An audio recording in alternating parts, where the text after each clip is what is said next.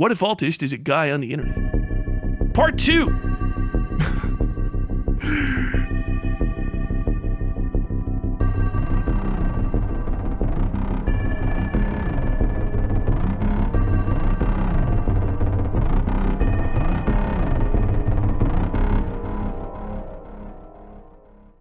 Although he needs no introduction, we're going to hop right into the Whatifalthist stuff before I get even more off track. This is part 2 of the continuing saga of the lore of Whatifalthist. Where we last left off, his father is the Mad Hatter. He was receiving visions of the destruction of Philadelphia and had ascended into god tier, third ring of hell ultra racism. His third eye is open. The 7 seals have been broken. He is the dragon with 7 heads and 7 cups, drinking from the fountain of blood at the heart of humanity. All right, we're gonna let him take it away. That I was too immature to succeed. Almost every time we talked, she would insult me. My dad would side with her over me. Things got bad enough that I refused to ever speak to her. And once I threatened to burn down my dad's house for insulting his honor over Jennifer. I felt trapped, and I literally allied with my mom at one point. Wait, what? Insulting his honor over Jennifer and her over me. Things got bad enough that I refused to ever speak to her. And once I threatened to burn down my dad's house for insulting his honor over Jennifer. I felt trapped, and I literally allied with my mom at one point against Jennifer to spend more time. Dude, I feel like the honor thing is real. I think they talk about it.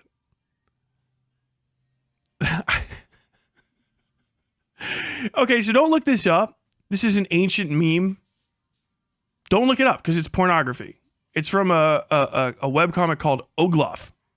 Don't look it up. Literally, do not look it up. But it's a meme about show me your honor.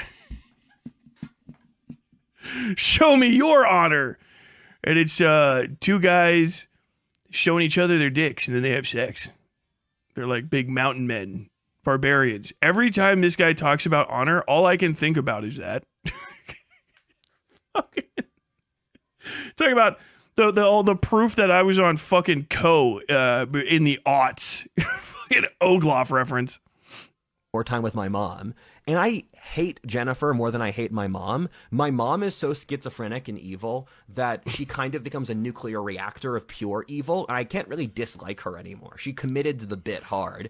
And Jennifer is just a resentful bureaucrat. I can't respect that at all. And one time, this is one of the most important days of my life. It was past midnight and I couldn't sleep at my dad's house. I suffered insomnia in high school, so lots of days of school I walked in with only 4 hours of sleep. And constant exhaustion was how I remember high school. And my high school experience I remember closely as I would get home from school and then I'd watch Todd in the Shadows content as I passed out.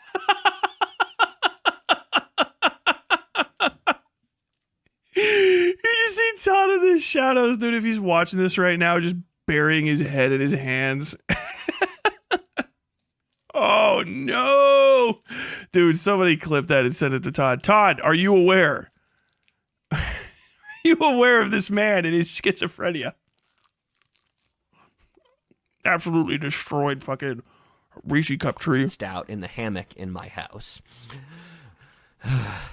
And back to the story. So it was past midnight. I couldn't sleep. And I was thinking of the first step of killing myself, which is cutting my arm. And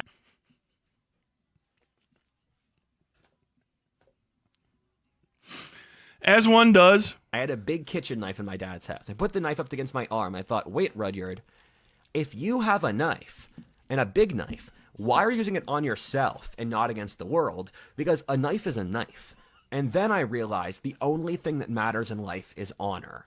And that if I lived a terrible life, everything is outside of my control, I'm constantly screwed over. If I lived with honor, my life would be worth living. And that is the day I turned myself around and I decided not to kill myself. And I see this.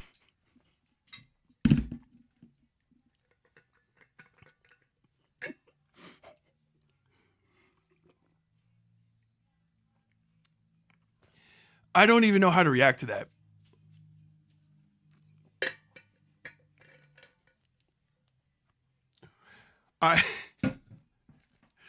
Okay, I'm glad you didn't kill yourself, Rudy. I'm glad you didn't die. I'm not going to be that guy that says, go do it. All right? Not this time, at least. But fuck, I am shocked. I appreciate... All right, Judge, could have slit my wrist. But then I discovered the value of honor. This is a religious text being written live for us. This one day as the turning point of my life that allowed me to reach where I am now, because in so many timelines, I kill myself as a teenager. And I'm so grateful I didn't.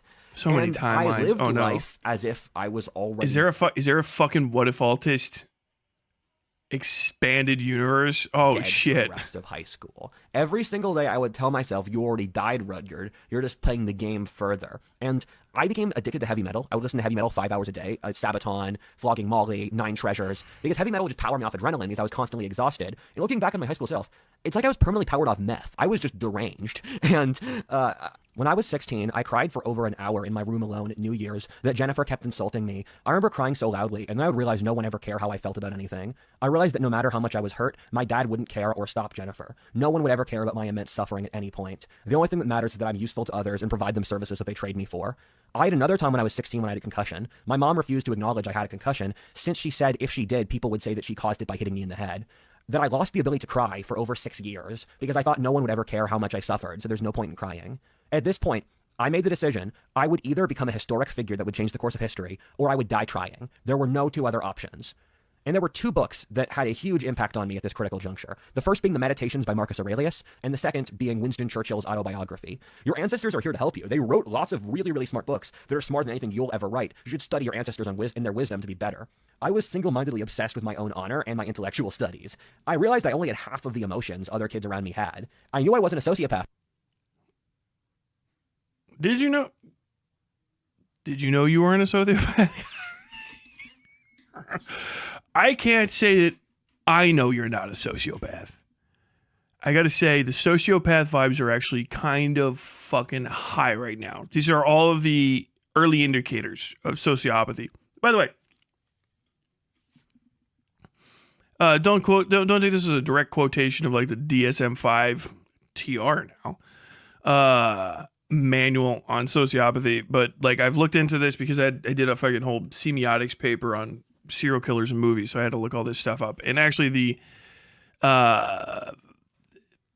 elegant, well-spoken Hannibal Lecter type of sociopathy is not only rare, but like not necessarily a real thing. Most sociopaths are actually generally children of abuse, and it's generally manifested through being pretty stupid. They're often seen as being dumb. It's not like something that gets associated with high performance in school. They're usually bad at performing in school. They have developmental issues like bedwetting or emotional issues, emotional intelligence issues, and they have an inability to socialize with the world around them. It is a trauma issue, right? It fucks you up. It makes you unable to interact with society. I think that this guy was actually like deeply abused. But this isn't like I'm trying to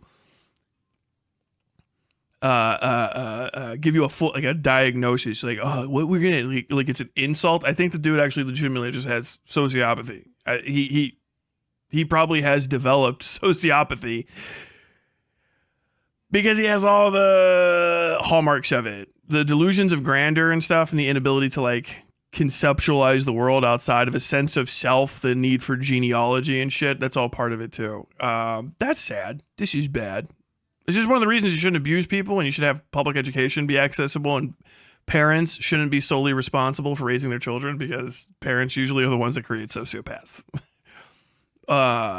Abuse, neglect, and other various similar issues, right? That adults can do to children are usually what actually lead to sociopathy.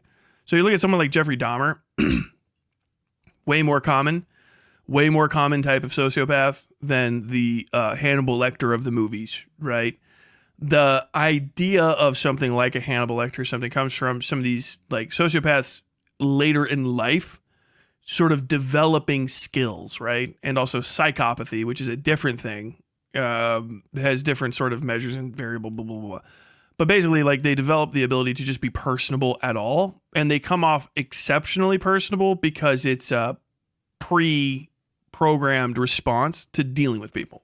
So they come off especially pleasant and acquiescent for the same reason that he's talking. You start treating every interaction as an exchange, and you gamify everything, so you get especially good at it so long as people aren't paying attention to it. Anybody that has like the sixth sense, i.e. they just deal with a lot of people on a day-to-day basis, they'll pick up on it instantly. Go, okay, all right, yeah. I see you. You know what I mean? You get that little predator reflex because you're just being deceived. It's not like, you know, you have you're spiritually aware or anything. Just if you deal with a lot of people, you can tell when you're being deceived. That's it. And that's what kind of creates this idea in popular culture of like these sociopaths being these like well-read, well-bred people. It's usually just they have an extreme sense of self-worth,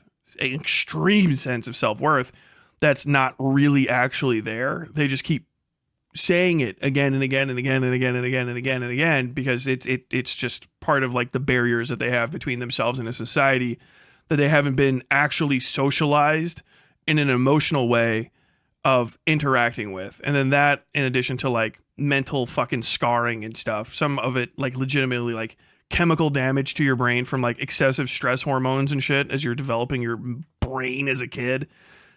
Also, concussions, TBIs, brain damage and stuff can increase the aggression responses and stuff that lead to people to do violence in addition to being unable to kind of like understand people. Doesn't mean every sociopath is going to start chopping people up in their bathtub. They just have an inability. What it really is you have an inability to interact with society on the terms of society as a participant in it. You're always like a third party traveler no matter what.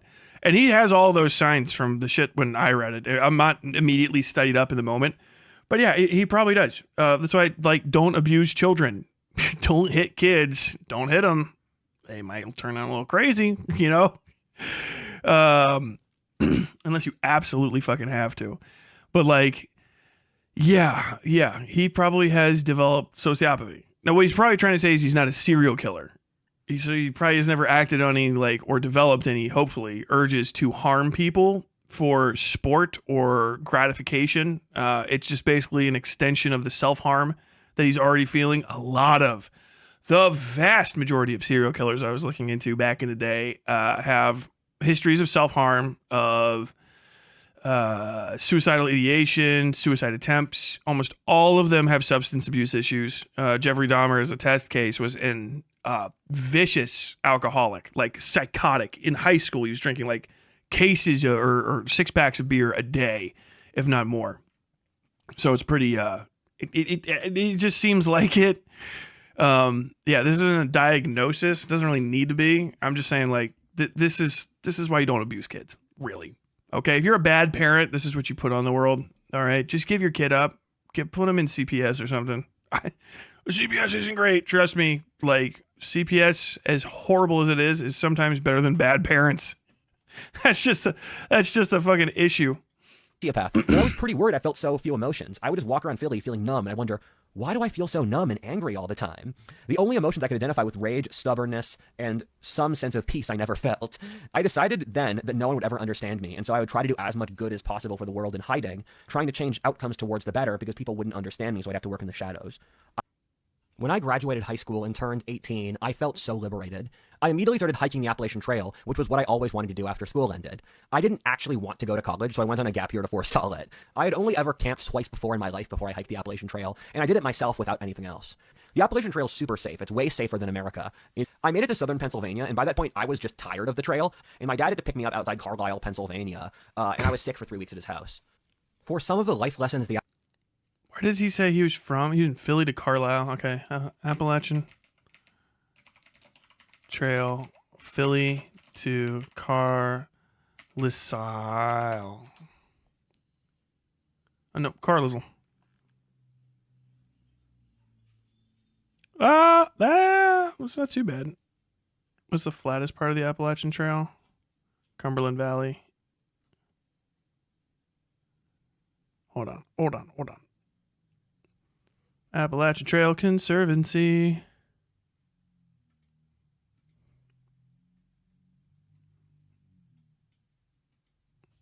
So he probably walked like, I don't know where he went. Okay, so if it doesn't go to Philly, Appalachian Trail is north of there. So I don't know. Maybe he just walked the entire Pennsylvania. I want to see. He might have gone like a few hundred miles, maybe, or 100 or so. The Appalachian Trail taught me. One is that you don't actually know who you are until you've been in a dangerous, existential life situation. Secondly, on the Appalachian Trail, I learned that masculinity is performance. First of all, people were objectively very mean to me in my childhood, and I had every right to be resentful for that. And secondarily, that society and the constant alarms and the schedules and the morass of constant enumerating and constantly thinking is making us miserable. Because when I was out in the mountains, I felt happy. I went to China that summer as well, and this was a very formative trip for me because you can't convince me that country's not industrial Mordor. And I felt so sorry for the Chinese because I like Chinese civilization. I collect Chinese watercolor paintings as one of my hobbies. Chinese cuisine is one of my favorite cuisines. I've read thousands of pages on Chinese history. But then communism's done terrible things to it. And I couldn't get the help but get the worst vibes seeing China because all the trains ran on time. It was massive. You drive for hours with skyscrapers in every single direction. And it goes on longer than you could ever possibly imagine, the industrial scale of things. But I also knew this was a fundamentally evil society. There's cameras everywhere. I could sense the totalitarianism and the misery in the air. A soulless society based around greed. Going to China was a turning point in my life, and the air is completely polluted and disgusting. I was in Montpellier in the south of France for 3 months, and I loved being there. I went to a really good language school and picked up a lot of French in that time period. They use a really excellent teaching system where you have to have conversational understanding in order to learn. My man's everywhere.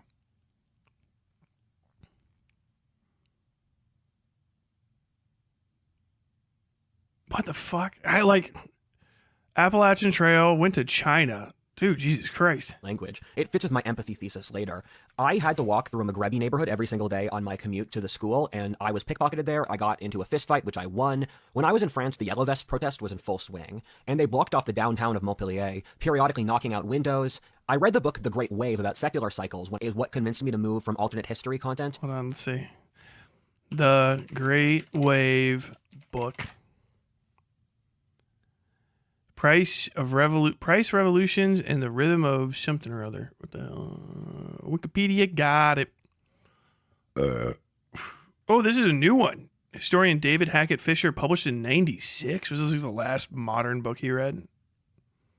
The Medieval Price Revolution, 1180 to 1350. There followed a crisis, Black Death, 100 Years' Wars. Economic history. To anthropology and geopolitics.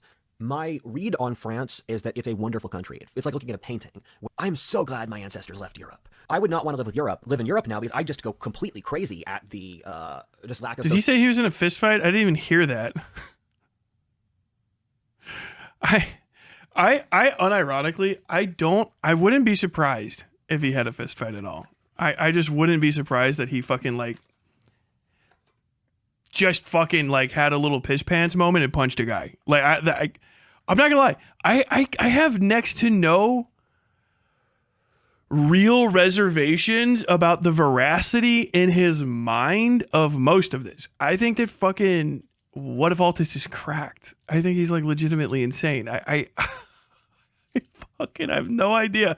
I have no idea whether any of it's true. It could all be a lie, statistically speaking.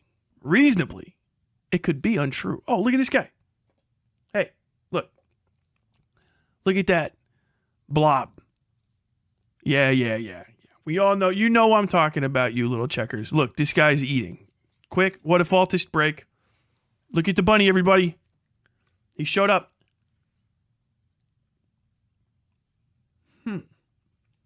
Gigantic fishy egg.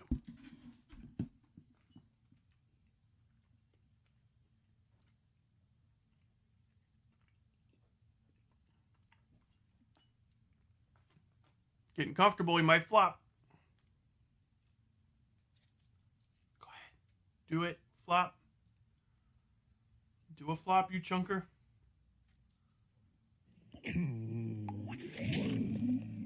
Oh, thank you, Stephen Bias.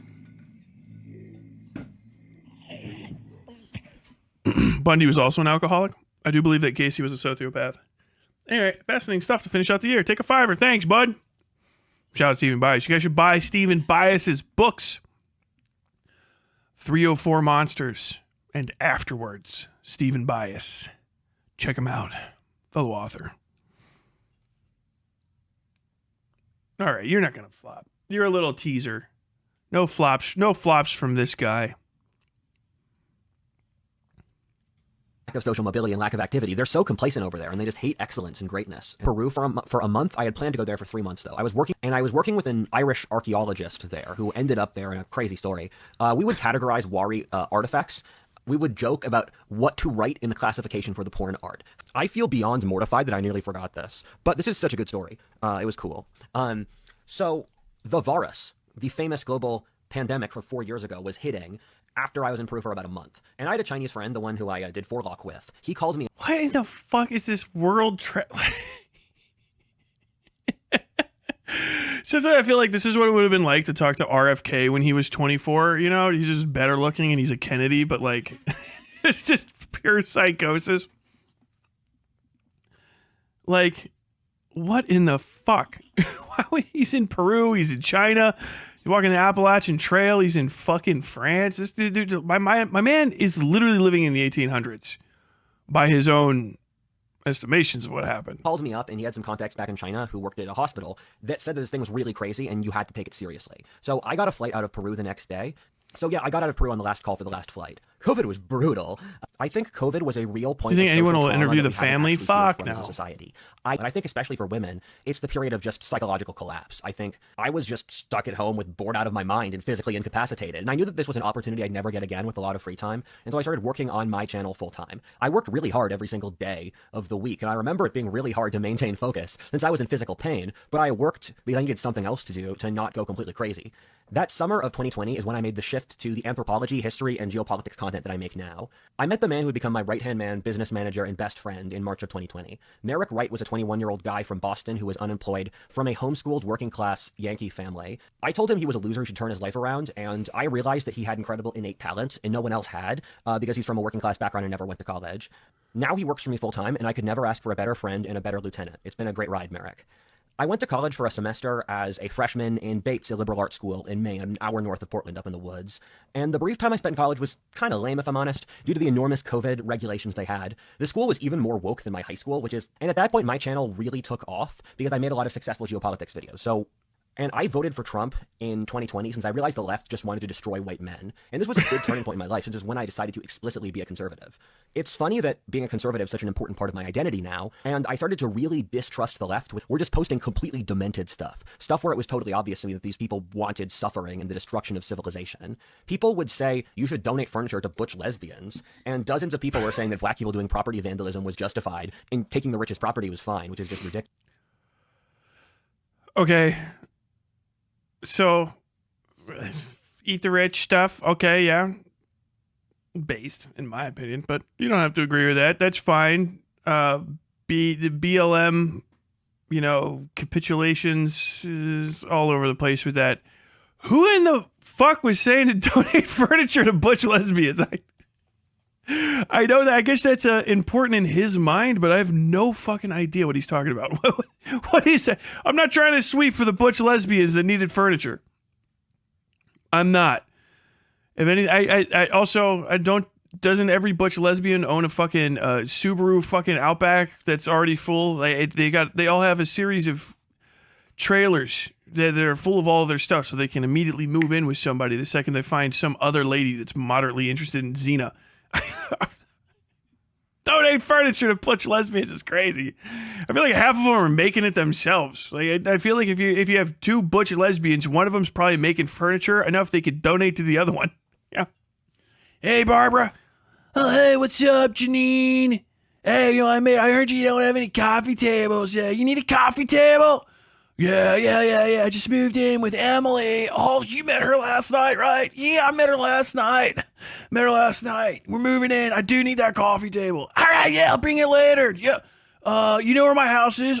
Silver Subaru Outback? Yeah. I'm green Subaru Outback? Yeah. That's crazy. It's crazy to me. It's crazy. I don't know. Does anybody answer that? I don't remember this controversy at all. Ridiculous. December of 2020 is probably the most important month of my life until I dropped this video. I got a check from Google for $12,000, which blew my mind, and I realized that was enough money that I basically had to drop out of school.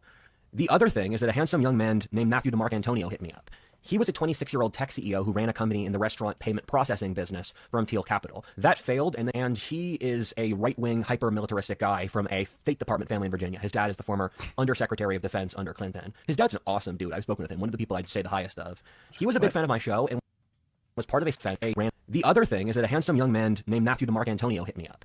He was a 26. Why do you say handsome young man? Are you gay? Oh my! Are we gonna get the gay reveal? I feel like I'm watching the interview. You guys remember that? No one does. You guys remember when Philip DeFranco? Come on, not Philip DeFranco. The Franco guy, James Franco, right? Remember when him and Seth Rogen were still friends before James Franco did sex pest shit to his acting class students? They had a movie. I think it was called The Interview. Where they went and talked to the guy that's in all those Marvel movies. That one East Asian dude. He was Kim Jong-un. And he got honeypotted. And then the movie made North Korea so mad, they said they were going to blow up Sony Pictures Entertainment. And so they didn't release it, except for on Netflix, they kind of did. Like, half a year later or some shit. Honeypotting, you remember that? Had a funny scene. The beginning of that movie. Where Eminem, Marshall Mathers, a Detroit native rapper, usually in someone's top 5 list. If he's not, that guy's trying to impress some sort of Nation of Islam black guy. Eminem is getting interviewed on their interview show. Him, same sort of seat later for Kim Jong-un, and says, yeah, that's how everybody knows I'm gay. It's when I found out I'm gay. And then they say, oh, are you getting this? Are you getting this? Are you getting this? Are you getting this? Are you getting this? You remember that? Do you remember the interview? 26-year-old tech CEO who ran a company in the restaurant payment processing business from Teal Capital. That failed, and he is a right-wing, hyper-militaristic guy from a State Department family in Virginia. His dad is the former Undersecretary of Defense under Clinton. His dad's an awesome... Okay, I have no idea who the fuck he's talking about. Maybe State Department Undersecretary Antonio. Anthony Blinken. Yeah, that is. I have no... Does anybody know who this person is? This guy's not coming up. He might have just mistaken what he said, but Undersecretary is just a make-work position in the Pentagon. I mean...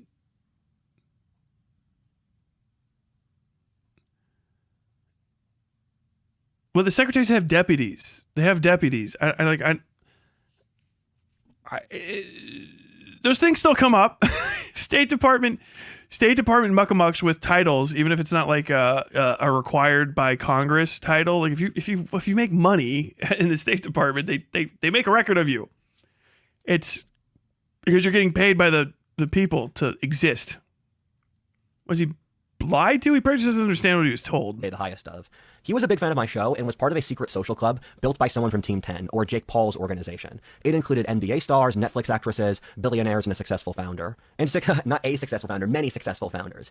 I was super happy to join them, and the guys who were part of the organization loved me. I was widely known for once dressing up as a pimp on a call and making map-based sexual innuendos to a film producer. She was female, it wasn't gay. Sadly, it was one of the worst managed organizations I have ever seen in my life, and immediately shut down within a month of me joining. The founder, Max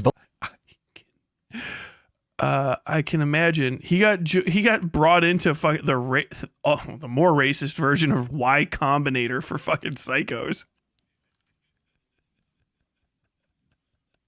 They tried to make a Team 10 house. They tried to put together a fucking schizophrenia Avengers. Republican schizo Avengers. They tried to throw it together.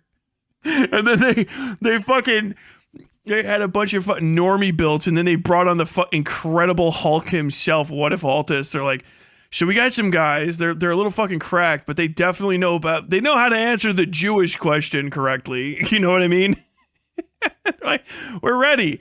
And then, like, you brought on the literal Incredible Hulk, and you couldn't control his fucking schizophrenic fucking autism, and he dressed up like a pimp on a call and started he said map-based, i.e. pedophile. He started making pedo jokes to a female film producer on a fucking official call while dressed as a pimp.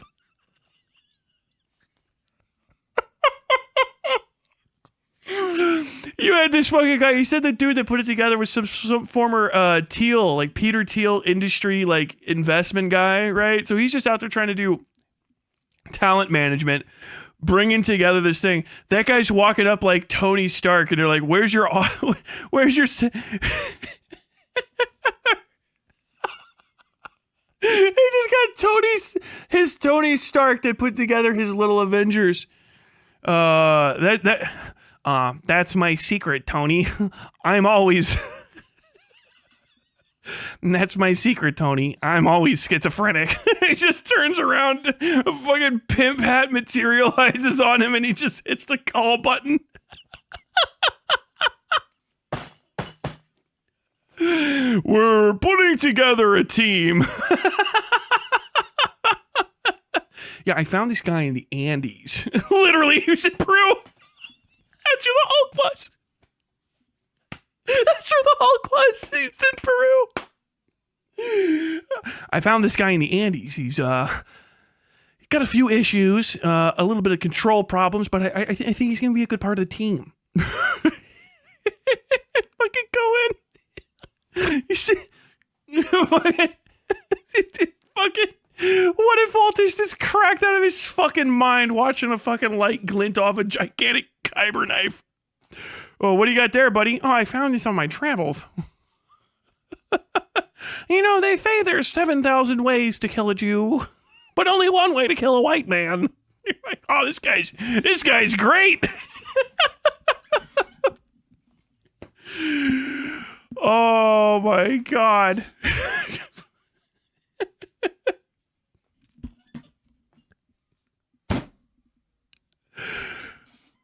We're putting together a team is fun. Max Beaumont is a sociopath who I still hate in my mental book of grudges. Matt hit me up that winter and said he was going to Mexico with 20 of his tech CEO friends where they would rent out a bunch of villas on the beach. Thank you, Dumb Frog. Welcome, buddy. In Mexico and Playa del Carmen. Playa is commercialized enough to feel safe, but it's also pretty Eurotrash, if I'm honest. I was really rich at the time, and I was making $200K that year and $300K the year after that. I miss living in the third world. You can hire someone to, like, clean your dishes and, like, give you weekly massages. It's so nice. I came from an abusive... I was hiring comfort women when I was in the third world.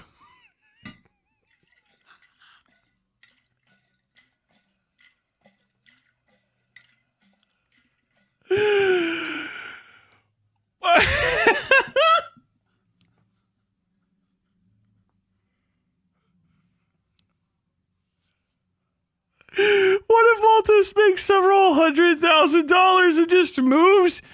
He just moves to fucking Morocco like it's pre-fucking occupied Europe and is just hanging out in like opium dens and buying slaves from Arab traders. Like, I bet if you got Whatifalthist on a call, he would have like a startlingly complex assessment of the price of silk. Like, you could get him like, oh, green silk from the Orient is hard. Dude, he probably says the Orient a lot. As an Occidental. Oh, yeah, I owe one of my editors, Fanatic, a Measurehead quote today. I'll try to remember to do that. Abusive, nerdy family and a Christian private high school. And so living with these frat bros in Mexico taught me a lot of social skills that I had missed out of. And I think a lot of you will go through a degenerate college phase. I was rejected by a girl I liked, and so I went through a 3-month keto phase where I lost a lot of weight. You know what, dude? The most fucking... his entire... Vosh is out here, like, scrimping and saving, paying for his, like, little friends to come hang out with him and sharing AI pornography as an attempted gooner, and fucking Whatifalthist is out here as the literal fucking Omni-Man meme, like, look what they need to match even a fraction of our power. Just buying fucking comfort women in the Orient. So I decided to travel the Silk Road, and for my travels I purchased 3 camels and 7 women of the night from a local traveling family. My guards were large and brutish men, swarthy Moors from the darkest reaches of Morocco, equipped with curved swords that could slice an apple before you even saw them flash.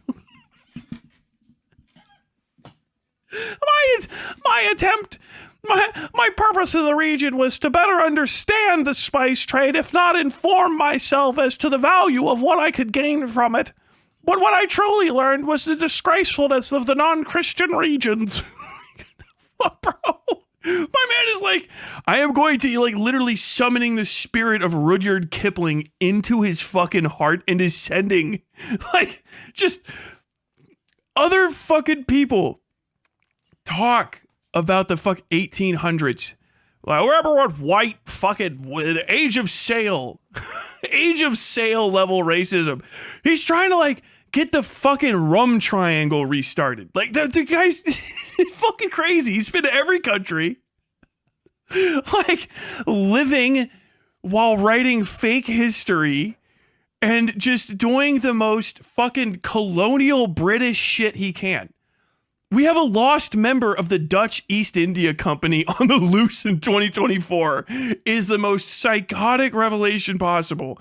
Mercury poisoned father, schizophrenic mother. There was almost some threats. I'm surprised I haven't heard of a boarding school yet. Purchasing comfort women in undeveloped nations.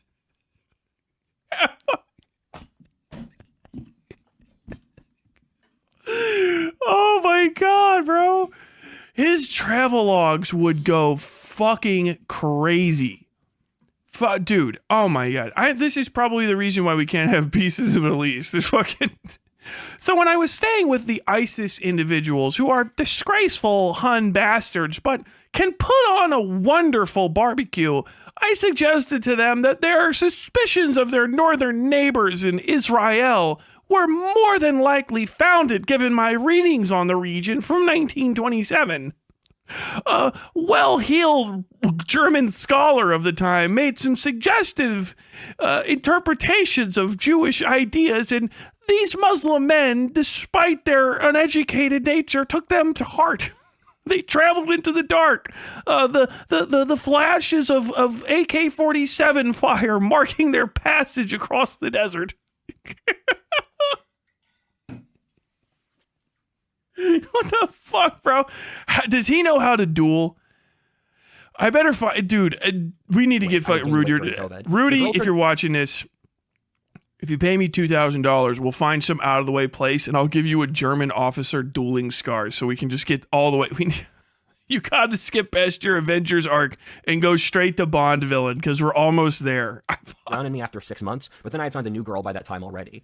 I went on a date with a different girl who used ayahuasca, which is an Amazonian psychedelic the native peoples use, which lets you commune with the spirit world. My childhood dream was to always talk to God. It was always the thing I most wanted to do in my life. Other kids fantasized about being firefighters or astronauts. I just wanted to listen to God all day. I wanted...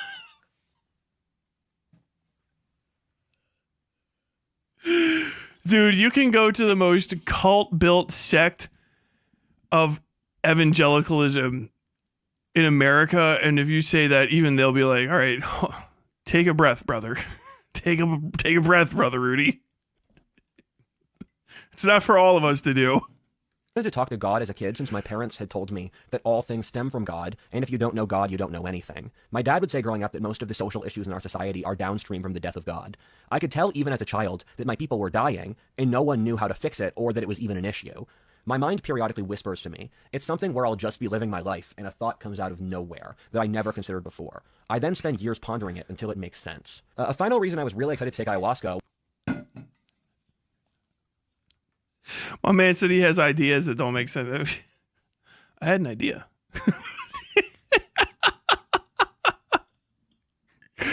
You're rediscovering epiphany. Okay, we're about to take some fucking ayahuasca. I felt completely numb when I was partying in Mexico. I remember it was my birthday and I was at a water park. I just felt nothing. I remember even being in the water and feeling no emotion on the slide. I remember one time I was walking on a beach outside our villa, calling my dad, telling him I felt nothing. I just felt complete emptiness. It reminded me of college in France, times where I should have objectively been happy. I had no idea what it was, but I felt its absence. I loved her more than I could ever imagine, since she's what I thought I wanted as a checklist for a woman. She went to Harvard, she was beautiful, was anti-woke, really smart and other stuff. We would get drunk walking around New York with a flask of vodka in our backpack.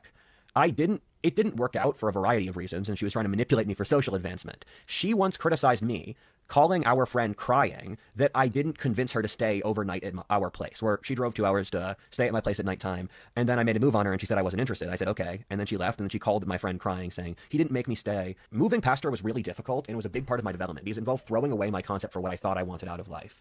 And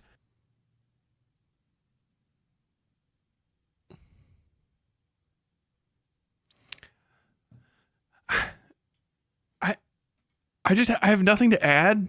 I feel like I have to pause for commentary. You are all lucky that I'm watching this with you and that this isn't up on. If the whole 10 hours were here, I would keep this for myself. I would hoard this. I would keep this from you. This is amazing. I had this sort of romantic sense that I wanted a peaceful, stable, happy life. And I really didn't want that. That's lame. I have to stand alone as a man, and I need to stand alone before God. When I thought about how I loved her, I realized my brain wasn't really on my side because my evolutionary circuits weren't wired, where she was the kind of person I thought I wanted, but she was crazy. However, I realized I got off on arguing with her. I realized this was an issue I'd have to fix to live a happy romantic life. I knew something was... No, you would have loved that. That would have been the best. That's great. Let me tell you, there's a triangle, okay? This isn't misogyny at all. This is just a fact, all right? It's a triangle. Hot, well-adjusted, fucking, and psychotic, right? Like you can have a chick who's smart, you can be psychotic, hot, right? You can't have all three. Same for guys. Women have an inverted triangle, right? Dudes are going to be like, maybe they'll murder you, and they'll be good-looking, and then they'll be smart. You know, smart, good-looking guy, probably going to murder you. Smart, not going to murder you guy, probably not in great shape. The whole thing, right? Crazy ass ladies, fine. Crazy ladies is to makes the fucking world go round. That's the best. You find a crazy lady that likes you, all right? As long as she's not like microwaving your cats and trying to carve her name into you or her, or threatening to fucking eat your babies, crazy's fine. We're all nuts, okay? Don't let yourself get hung up out there because after like the third date, when you start talking to each other, people start farting, okay? The fucking mask comes off of politeness and eventually people have to let their fucking crazy out. Could you imagine what she was dealing with? This chick's over here, Rudy. I was just arguing with her and she was crazy. And then like they're walking around through downtown New York City cracking open a fucking hip flask of vodka. And he's like, the comfort women in America are far more expensive than I ever really imagined cost could go. I've tried to purchase some as I did when I was traveling through Libya after the fall of Gaddafi. I was 17 at the time, but becoming a man of honor, decided to purchase for myself some used women of the night from a local slave auction, and they were very complimentary to my person, but trying to accomplish this here in America is difficult for one to do. Then this chick's from Harvard, and she's like, yeah, you know, my family buy fucking slaves over in fucking Saudi Arabia all the time, but you can still get some here. And he's like, oh well, everybody's rich. I'm a mere middle-class person with a family wealth of 10 to 15 million. We can't all buy Russian slaves right off the boat in Port Arthur, can we? What the fuck? That's the kind of argument that they were having. To the specific skin tone and religion of the type of slave they wanted to purchase as a fucking wealthy individual. She just couldn't get on board with my reticence to purchase Moorish individuals. I find it boorish to purchase the Moorish. Fuck. Off with my romantic senses that I had to fix. Ayahuasca is really no joke, guys. I'm so happy it exists. It's like touching the edge of the sun. Of course, as I've said dozens of times before, I do not support illegal things, and thus please only use ayahuasca in South American countries it's legal in. Also, please use an Amazonian shaman like I did. Okay, I'm gonna say it's good advice. I'll say yes. I accept. If I ever travel to the fucking the dark jungles of deep South America to do ayahuasca, I will find an Amazonian shaman to guide me through my spirit journey. Motherfuck, bro. World, and I did it through. What if Alta said they wandered New York City drinking and laughing? She says she was chased across NYC by an unblinking drunk man with a plantation phrenology. The funniest part about this whole thing is we find out that the Amazonian shaman was a white Argentinian with fucking blue eyes named Marcus. As my grandfather moved to York in what am I French? Fucking Through purely ethical and responsible use of drugs. It was. His Amazonian shaman was just fucking bad empanada.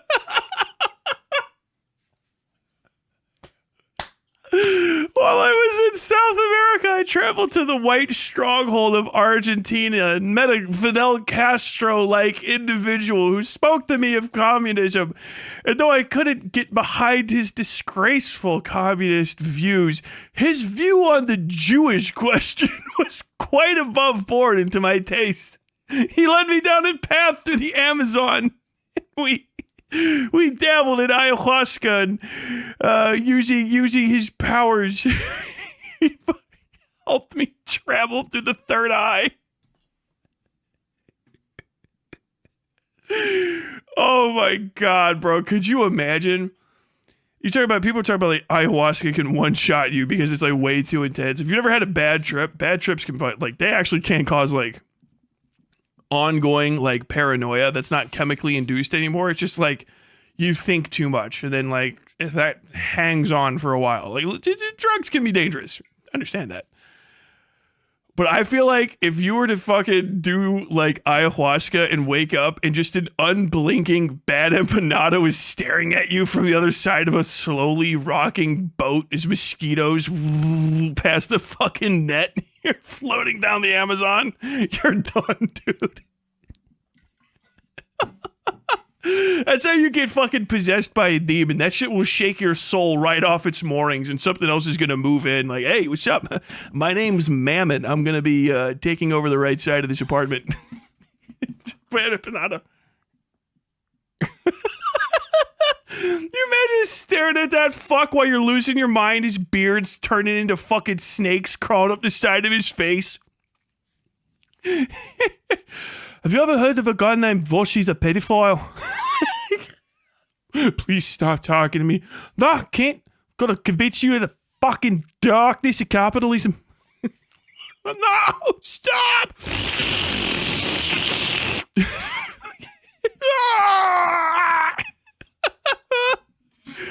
I heard that's why Cavernacle sucks now. You guys know about that? You guys know Cavernacle's ass? His commentary's ass.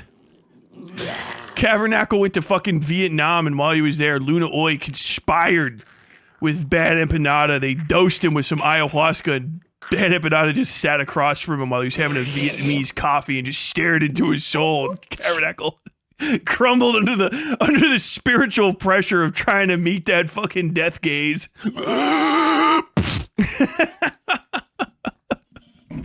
Hey, Torp Super Chat, 10 euros, thank you. Oscillating between this can't possibly be true and you can't make this shit up. Absolutely. Why is he Scottish? I don't fucking know.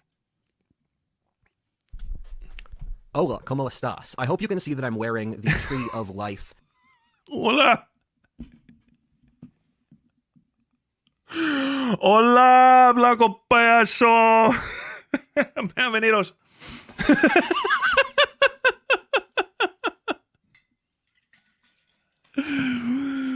Oh my God. When I was in South America, pretty much everybody knew that I had a lot of money. I found that people usually referred to me as the way that they would interact with me. They called me payaso.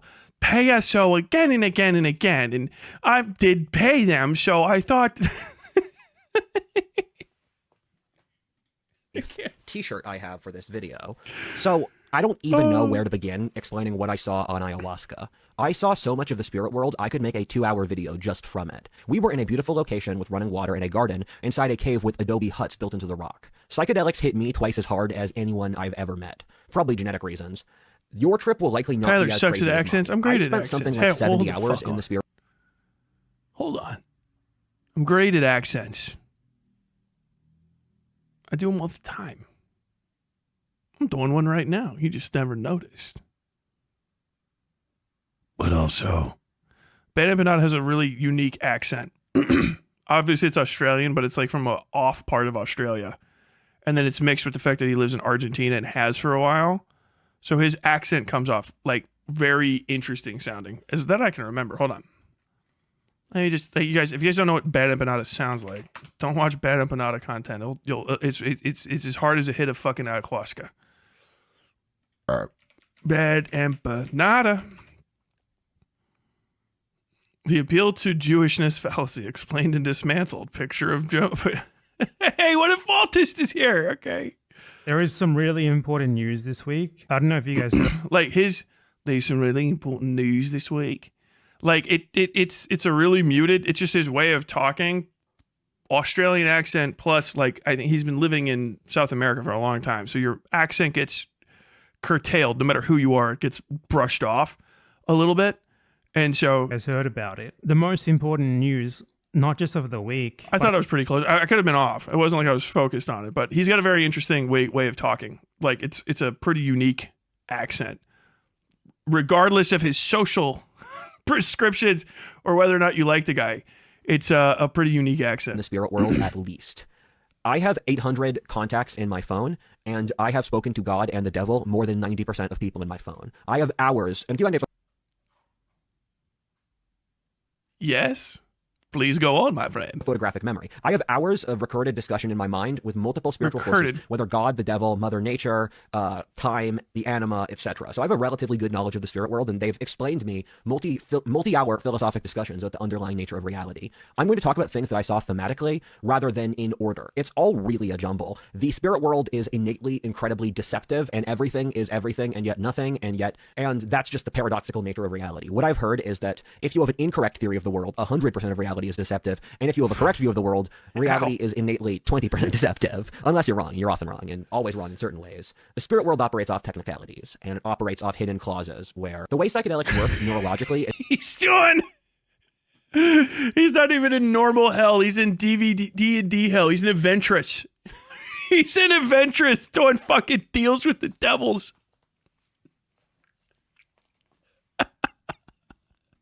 is that your brain has certain subconscious wirings that you naturally form over the course of your life. Inside Out, the Pixar movie, covers this in a really great way. And the mind operates like a radio tower in which certain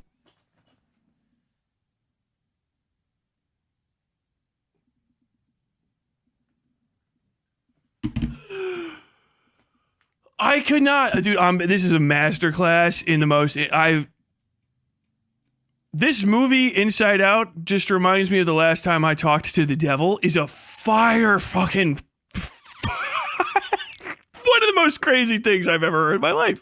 His gift keeps on giving. This is an insane person that has no reservations of sharing stuff you normally would have to ply out of people with a forklift and a good amount of Flex Seal. All right.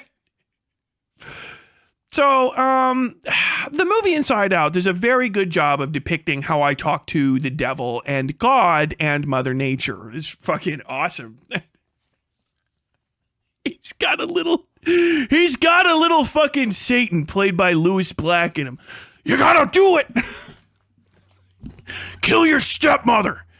You gotta do it. Kill your stepmother, Rudy. Kill your fucking stepmother. The whore's gotta die, Rudy. She's gotta fucking die.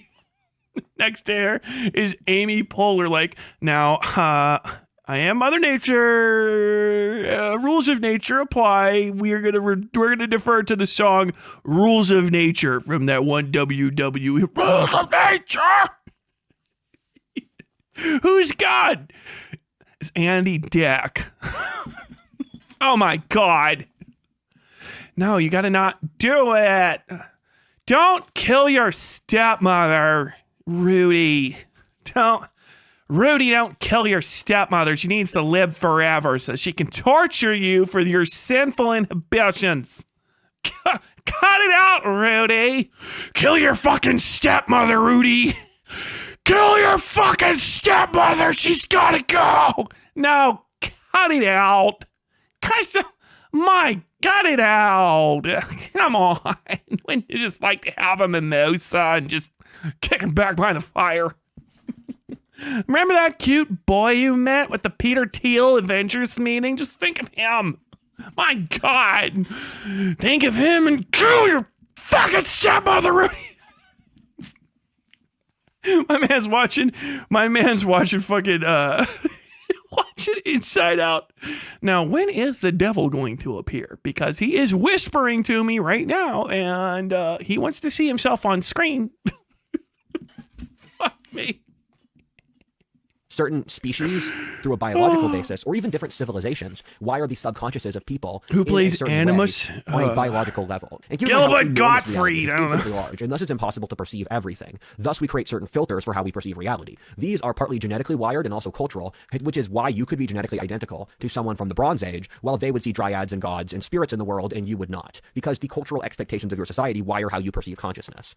Psychedelics have been in use for religious reasons for all of human history, and cultures ranging between the ancient... He's like sneeze away from fucking just doing Percy Jackson, right? Isn't this... Yeah, I didn't read it. I know about Percy Jackson, but I didn't read it. It's like right after my generation.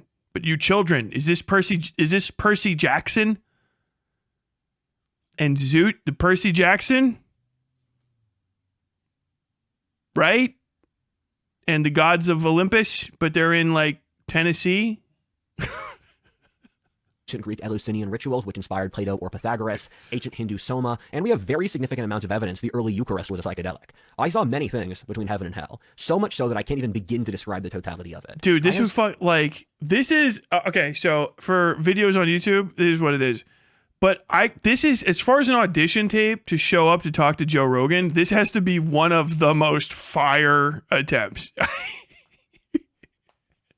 Could you imagine Joe Rogan just sober, a sober Joe Rogan having his entire fucking like worldly being peeled apart, flayed fucking to the bone by just hearing him talk, hearing this fucking psycho talk for a second? Like, this is everything that you've ever heard a quack on fucking Joe Rogan talk about distilled into like one pure drop. You know, like one of those sci-fi movies? Or like even better, a horror film where they've like, I don't know, they've used like a big people squeezer on like 10 million souls of something. And it's like, now when I flip this switch, all of what I need comes into this jar and I'll live forever kind of bullshit. And it's all this people get squeezed. You see like the one little blip, blip, blip. And he's got the little vial. Everyone's going to try to get the little blue vial for the rest of the goddamn show. That is like what he has taken. And it's all of fucking Joe Rogan's entire view, his entire guest list constrained into one. And he would just sit there talking about, like, so Joe, what you need to understand is we're genetically the same as someone who could once see gods in the spirits in the world. Like, where there's no reason there shouldn't be oracles as there was viewers past the spirit plane into what is and what could be. And I believe that when I took the ayahuasca, my third eye opened and I was able to witness past the limiting voices of God and the devil in my soul. And I saw with truth the future of this world and the planes that lay before us. Joe Rogan's like, what? You know what fucking, what's his name from Barry? You know, Barry. What's that guy? Whoever the main character is, Barry. What the fuck is that guy's name? Barry Show. Bill Hader. You know when Bill Hader gets hit by the fucking deadlights in It? All right, you stupid. Doing that fucking like completely annihilated. That is what Joe Rogan is going to have. It's what's going to happen to Joe Rogan if he hears fucking Whatifalthist talk for 10 seconds. Just obliterated, dude. Russell Brand is over there just dancing. His skin is dripping off his face like a fucking somebody just opened the Ark of the Covenant. He's boiling free. Oh, this is what I've always waited for. I'll never be accused of sex crimes again. Just literally wavering into a skeleton. God damn it, bro. This is fire. This is a gift. Maybe I'm insane. None of us are here right now. I have seen things I can't even articulate. I'm starting to feel a bit of a exist contact high just to like hearing this. outside the human frame of consciousness, and yet are so clearly real. I have seen 1,000 years pass in a single instance, and the sheer enormity of the human experience as expressed in that time with each individual soul and each individual life. I have seen 1,000,000 suns crash together at once, creating such a level of cosmic destruction as to lead back to nothingness. I have seen the whole of human life concentrated into the great chain of being, and the whole of cosmic beyond human, all the animals and gods and spirits, contained within the great chain of being, stretching and powered from the lower levels of pettiness and evil to God at the top. I have seen 1,000,000,000 lives at once, and in which you know the individuality of the living whole in the human spirit, or the mind of God feeding off the individual lives, with all of someone's life clustered into a single vial that is their consciousness. I have spent more time than I would ever ask for or give to my worst enemy in hell. Hell is more horrible than you could possibly ever imagine. You don't even have words for the agony. The suffering is so truly great, it shatters your being, rupturing throughout your soul as you feel agony, and yet your body has already disintegrated, while your suffering encompasses... I'm sorry, has my man descended to hell? Dude, you give one mercury-addled Christian conservative access to a K-hole for 5 seconds.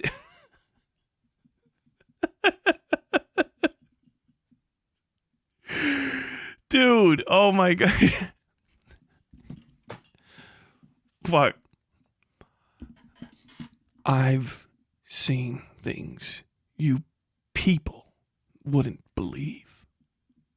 Starships on fire. Off the shit, hold on. I've seen things you people wouldn't believe. Starships on fire off the shoulder of Orion. Sea beams glittering outside the Tannhauser Gate. And all those memories will be lost like tears in rain. Encompasses the whole world at once. The suffering is so enormous it breaks space and time, so much so that unique moment is edged into history as being a time when pain could break the nature of man himself. As so many mystics have said before, hell is a place the mind crafted by its own design. God He's just describing growing up in Philly. Doesn't send us to hell, almost by natural...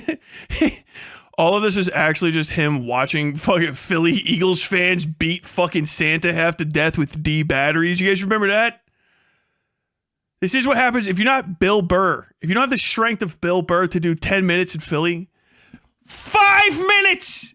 I got you for 5 fucking minutes! This is what happens to you. None of it occurred. All of this is just residual psychological trauma from fucking Rudy finding out that Santa Claus got battered half to death with D batteries in a fucking sports game in Philly back in the day. What happened? All right, well, you'll tell you what, fucking fuck Santa Claus. I say fuck Santa Claus. He's a piece of a fucking bum. He's a fucking bum. That umpire's a fucking bum. They're all fucking bums. Fuck Santa Claus. He's lucky he was a D battery. I got a fucking flashlight from 1992. Got an E battery in it. It's got fucking springs. I should have brought that and put his fucking skull through his fucking asshole. He's fucking lucky I only had a mag light. I would have fucking belted him, that bum fuck. Why are you so mad at fucking Santa Claus? Because I know he's a fucking Yankees fan. By natural law, we guide ourselves down there if we deserve it. The afterlife is when your soul hits infinity right when you die, in that you jump out of time, and you are stuck with yourself forever. If your soul is stuck forever, it will lead towards good or evil, and that is the nature of your afterlife. You must firstly, when you die, see yourself for who you truly are. If you had to talk to yourself for 1,000,000 years, what would your interaction with having to deal with yourself be? There are 1,000,000 hells, whether that of psychological torture, physical pain, cold, or heat. Hell is yours. All of them share the feeling of being trapped. Hell is a mental loop you put yourself in that you cannot break out of. I suffered physical pain in hell you can't even imagine in your worst nightmares. The worst pain you could ever imagine is barely at all what hell could be. I had demons torturing and ripping my flesh apart. My entire body was viscerally on fire in a way where every atom screamed with the most horror I could feel at once without dying in that instant. You have no concept of how much I have suffered and how long I have spent in hell. I spent something like over 80% of my time in ayahuasca in the spirit world in hell. Hold on. It was truly a terrible experience. Hold on. Which my concept of time... Hold up. Bing, bing, bing, bing. For the Whatifalthist show. Hey, hey, hey, hey. Give me a second. If I don't fuck this up, this is going to be a 10 out of 10 bit, but I'm probably going to fuck it up.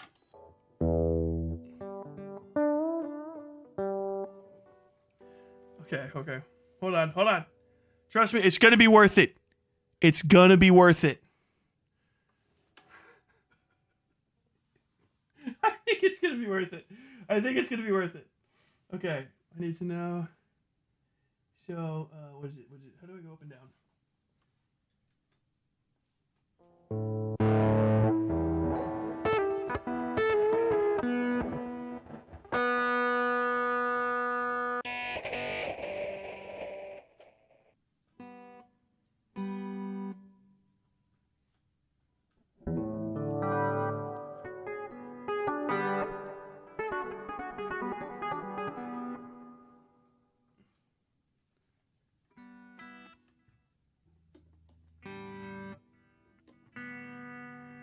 Hold on, okay.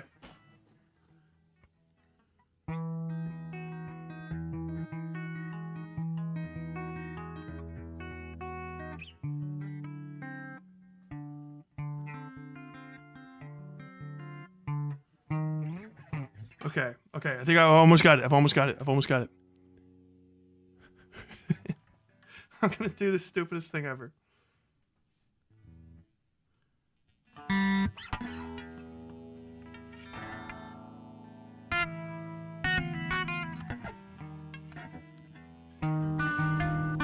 Okay, yeah, that's a good tone. That's a good tone for it. Okay.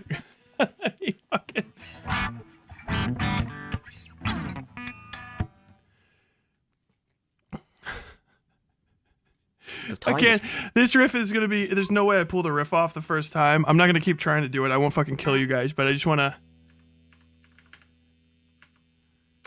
Hell is yours. All of them share the feeling of being trapped. Hell is a mental loop you put yourself in that you cannot break out of.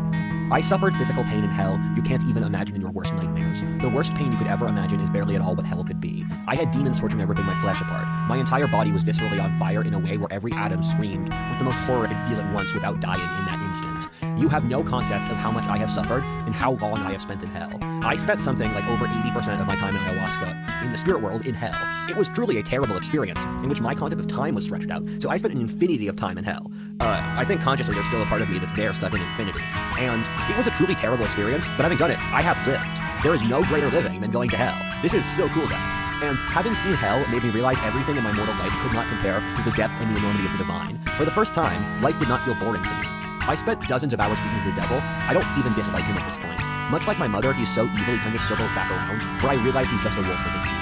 He's a cold nuclear core which radiates suffering to others, which he himself does not feel, since at the eye of the storm everything is calm. The devil was quite civil with me and polite. He said that I didn't belong in hell, that under normal circumstances I wouldn't be there and I had to pay a cosmic debt for my bloodline. After I paid the debt, I could go back and change my life. The agony of hell became the worst upon the deep realization that I never belonged to be there, that I had been cast into the worst suffering a man could feel for no justice of his own.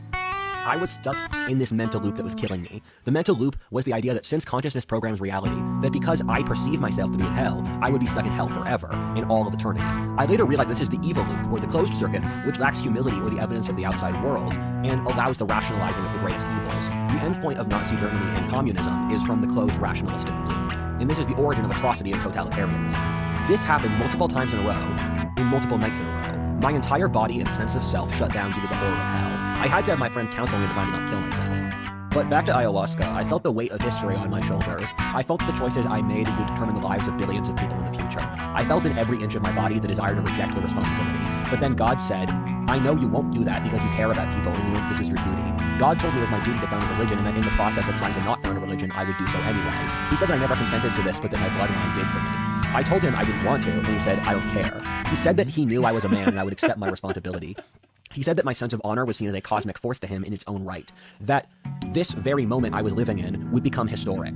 I also spoke to God when I was on ayahuasca. It's frankly hard to attend church anymore after seeing the God Christians claim to worship. I really don't know what to tell you, but I don't think the God a lot of you are worshiping is the one in the Bible. I hate to say it, but oh no! Here we go.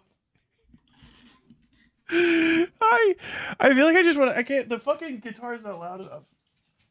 It's simultaneously not loud enough, but also like too loud. You know what I need is I need a pick. I kind of just want to. I want to do something while I'm in the fucking background the entire time. Because if I was I would just listen to this. Dude, I fucking look up random psychos online, and I just let the chaos wash over me like so much fucking bathwater. And I think, okay, yeah, my dog is fucking yelling. My friend's here. Okay, we'll play. Let me make sure it's good. I suspect for some of you it might be the Lord of Lies, dressing in Yahweh's garb, to tell you further lies. And the Bible does a pretty good job of describing Yahweh, especially the Old Testament. And he is like seeing a million suns crash together at once. Our mortal brains cannot comprehend his excellence and scale. He's more similar to a Lovecraftian monster, all things considered, than to the God mainline churches preach about. Yahweh's power is so enormous you would find it to be horrifying. He demands your loyalty with every fiber of your being. He is an irresistible force of gravity which sucks you in, for he is the only thing that has ever truly existed. I could see into the mind of God, and I saw it as divine clouds. It's the great mist of consciousness in which all things happen. The mind of God is all human experience lived at once, with each moment being a beautiful choice with a tapestry of such awesome beauty, you can't help but thank him for the extreme wonder and horror of it. The great chain of being may stretch down to hell, but by its very nature, it leads fundamentally to heaven. Higher forms beat lower forms, thus meaning evolution guides us to be more like God. The sense of profound beauty I felt for the 5% of ayahuasca I spent in heaven was so enormous that it gave me the will to live through the hell. That 5% of beauty made the entire suffering of my life worth living. I knew that God was real and that I could reach him. God said that I would have to take responsibility for my future at some point. That it would feel terrifying, but at the same time, I would feel enormous peace after making the decision. He showed me that once I moved through my suffering, I would attain an inner peace, wisdom, and sense of direction that I would physically be incapable of believing at that stage of my life. He showed me the mental state I would have as a middle-aged and older man, and I felt such awe at my future development that it made all of my suffering worthwhile. Now he said that my decision-making and conscience would come to understand all night. It's going too fucking far. I can't quite hear because I want you guys to be able to hear. How is that? Is the fucking music? Is the guitar actually showing up at all? Because I don't want to just sit here and like not. Also, this guitar is completely fucking out of tune, so it sounds like ass no matter what. But yeah, that's fucking completely fucked. Do I have a guitar tuner anywhere near me? No, of course I don't.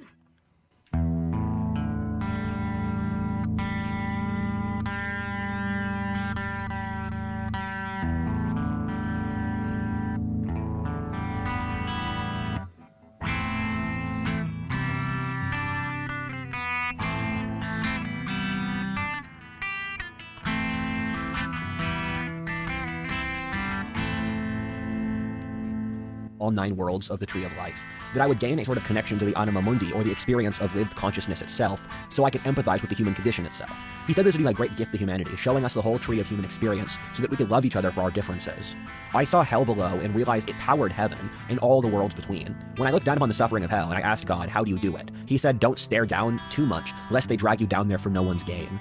I saw a million dreams of the future, and I'm unclear which are true and which are merely fantasies. You shouldn't take the spirit world that seriously. A lot of it's deception. And I think frequently of Lord of the Rings, where you look into the Palantir, and the Palantir is the bad guys or Sauron's fantasy of the future. It's not the real future.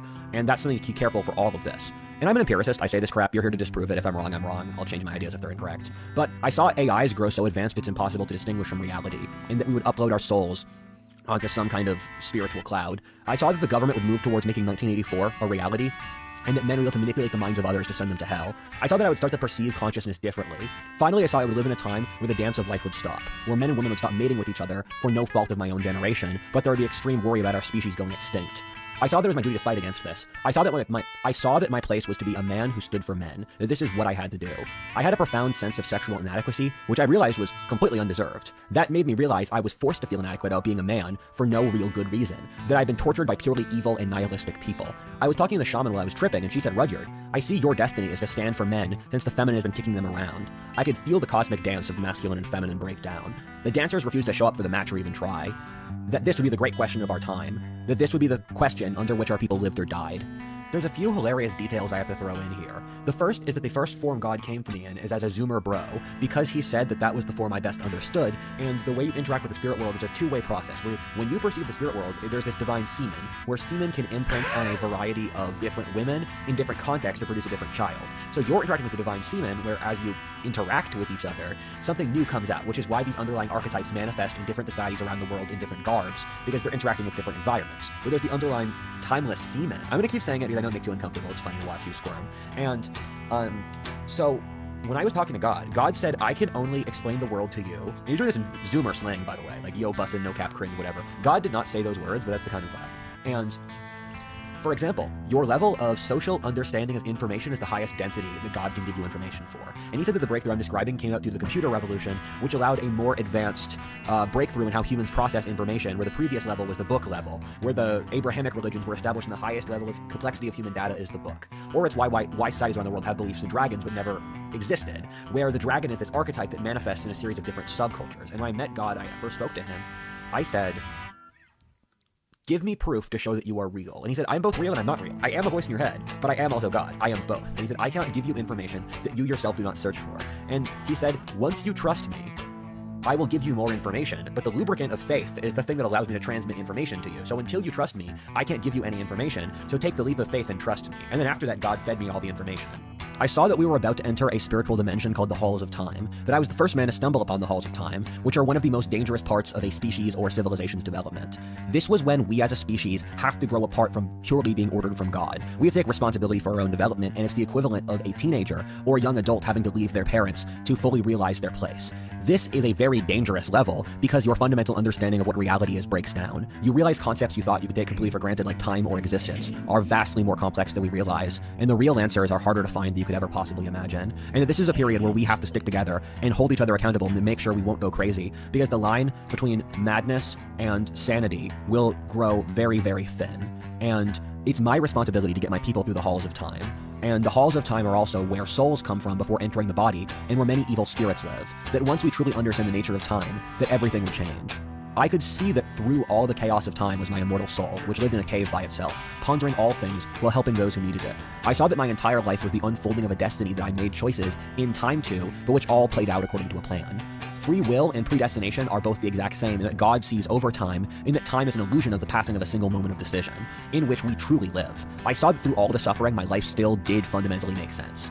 I was at one with Mother Nature. I could feel the archetypal feminine force of nature, that which underlies all concepts of religion and philosophy. I imagined myself as a woman giving birth. I felt such horror and compassion at the female condition, their feelings of complete powerlessness with the world, how they're forced to shove a football-sized baby between their legs and not die, how their physical weakness was so pronounced they were dependent upon others for survival. I saw the feminine as driven fundamentally by fear and terror, and out of that is the chaos that allows new life. The feminine was its most dangerous when it's scared and has to be held back from raw chaotic collapse. The final part of my spiritual journey I saw would result in me allowing life to grow after me. I saw that what I just did would allow trees to grow and buildings to expand. I saw that life had won against death already. As long as that happens, I won, and I already won. Later on, as I researched these things, I found that an ancient Egyptian philosophy called Hermeticism had an almost identical similarity to what I saw of the spirit world. When I was on ayahuasca, my overwhelming first impression was that the Platonic archetypes and Carl Jung were completely accurate. I just saw the archetypes. Peterson was right to say a short answer. This is like, I have no idea. There's no way for me to react to this. It is consistently the craziest shit I've ever heard in my fucking life. And I'm just kind of vibing playing guitar. I'm listening the entire time. Have you guys ever seen a movie called Dead Man? Probably not. Maybe. I don't know. If you're a Johnny Depp fan or a Jim Jarmusch fan, you probably have. It's great. You should watch it. You'll hate it because it's good. All right? Everybody hates good movies. It's how you know they're fucking awesome. Neil Young, the guy from Making Fun of My State for murdering all those kids. Ohio, Kent State, boo-hoo. That was actually really bad. He did the soundtrack to it. And the way that he did the soundtrack was just watch the fucking movie. He just played whatever came to his mind. And it kind of fucking cracks, but it all sounds like this.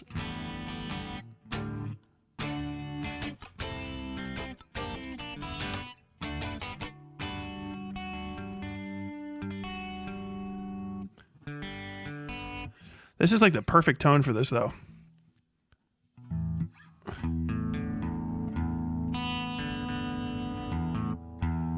I think maybe he's just a little too quiet, too. Let me make sure his... Ayahuasca basically fried my Yeah. brain. I'm still shocked at how deranged I was. As I healed from the PTSD that came after ayahuasca, I always assumed that as I grew healthier, I would be harsher on how reckless I was as a decision. The opposite happened. I fucking love that I nearly killed myself to go to hell. What's the point of living if you're not going hard? As you'll see later in the story, I can be psychotically brave. I kept going back to hell since I could sense that it was my duty from God. When God tells you to do something, you do so immediately without hesitation. God demanded I suffer in hell 7 times for me to clear a generational curse. I have no other choice since my duty is to listen to God, and there's not an easier answer. I knew that he was the sun that determined whether I lived or died. I had stood before multiple gods. This shocked them. They couldn't believe a mortal had done this. And they said, "Mortal, how did you do this? Most of you did die by this point. You can't handle hell." And I said, "I know I'm Rudyard William Lynch. I know that I exist, and thus I know I cannot be destroyed by another spiritual force, since I know as a fundamental fact of existence that I exist. So you can't kill me." And so my guide to the spirit world was just refusing to die, and so I saw various cool stuff. I was a total vegetable after I finished ayahuasca. I slept for 48 hours straight after 2 nights with no sleep. I then missed my flight back to America. Merrick took care of me for 2 weeks in my vegetal state. For the time after ayahuasca, I felt as if the spirit and physical world had been so intermeshed as I could see one spilling into the other in active time. I could see the Platonic archetypes manifest in the physical world, while I saw the connection between all of things. And I saw that everything is fundamentally an extension of all things. So when you see one thing, you are seeing the fundamental nature of all things. I couldn't sleep one night, which was too horribly going to become my new normal for the next few years. At 2 a.m., I felt the divine will move through me, and I wrote a 10-page longhand in my notebook. I was in the hotel lobby for a few hours writing ideas straight, and the janitor walked up to me and said, "Hey, I can see that the will of God is moving through you, because when I write church music, I look like how you look now." And that longhand script I wrote later became the video for the manifesto of the New Right. Almost everything in that video was dictated to me by God. And that includes the ideas of consciousness evolution, our reality being a Darwinistic game in which God has certain rules which we follow to win, and on top of that, the greatest need of our time being decentralization. Watch the video if you're interested.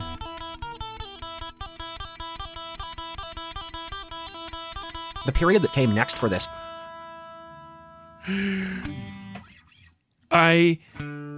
I've never been happier.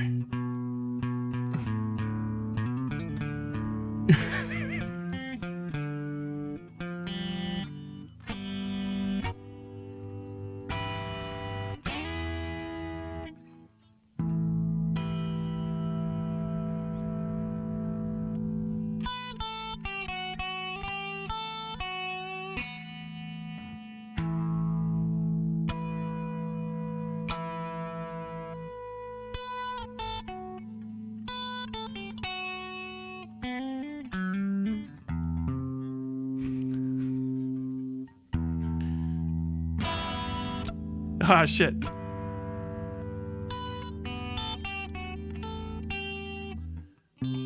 Ah, shit, I can't remember how it...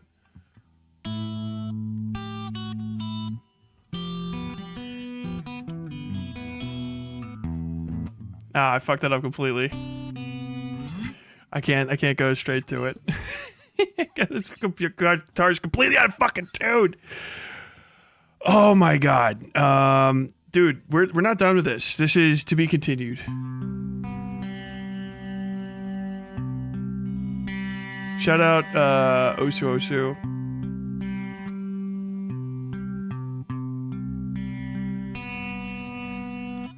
Yeah, that was an attempt at Roundabout. I haven't played it in so long.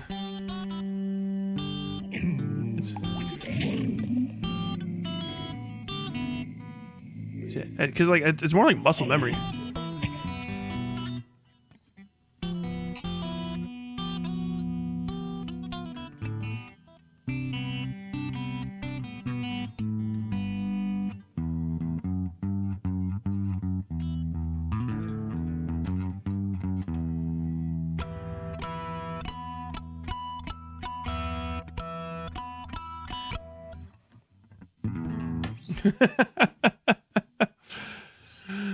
You can't go roundabout,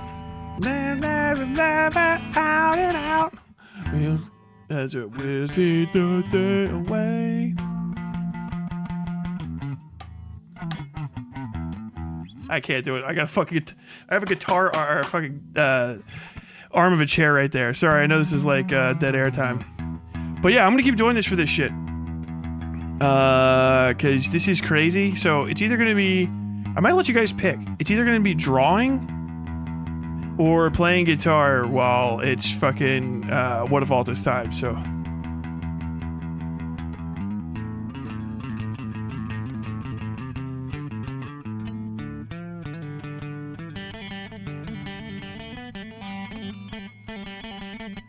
okay, hold on, just one more. Let me just.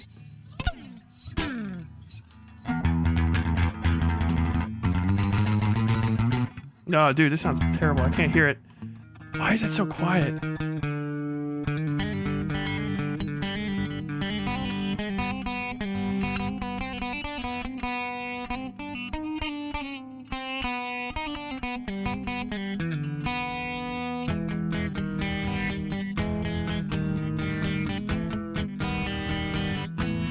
So let's little song.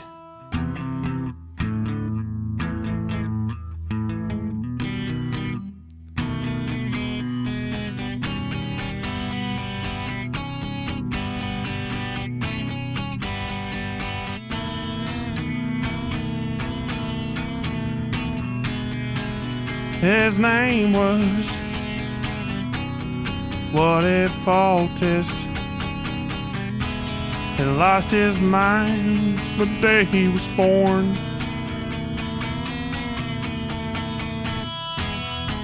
Never had a chance, 'cause his dad balls were full of mercury, and he lost his mind.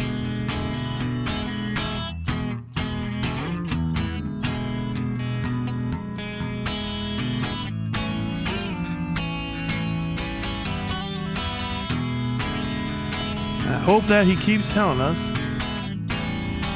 all the things in his mind. If you lose it, come find it with me. Do I love you? Whatifalthist. You and me make three. I can't. I cannot hear the guitar well enough. And also look at the camera and double check everything. I've never done this before, so it sounded like shit. But thank you guys for indulging me fucking around for a bit. I think pretty soon I'm going to wrap this one up. I told you guys we're going to be coming back. Hope you enjoyed your time on the Westside. Don't forget to